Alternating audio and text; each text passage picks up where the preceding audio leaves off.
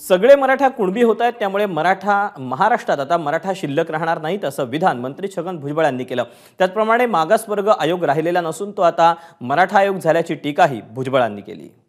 काय करायचं आता चर्चा घेऊन? अहो सगळेच मराठा ओबीसी मध्ये आता येऊ घातलेले आहेत आणि सगळेच सर्टिफिकेट घेत आहेत आणि त्याच्यासाठी सगळ्या बाजूने प्रयत्न सुरू आहेत। ते नाही मोठी शिंदे गावागावात फिरतायत आणि सांगतात असं करा तसं करा, हे द्या ते द्या। आता बाकीच्याची गरज का झालं? सगळं आता सगळेच ओबीसी झाले, मराठा शिल्लक नाही आता याच्या पुढे महाराष्ट्रामध्ये, सगळे कुणबी। मला असं वाटतं आता बाकीच्या काही गोष्टी करण्याची आवश्यकता दिसत नाही। याचं कारण असं आहे की सगळेच मराठा समाजाचे लोक जे आहेत हे कुणबी सर्टिफिकेट घेत आहेत आणि ओबीसीमध्ये येत आहेत।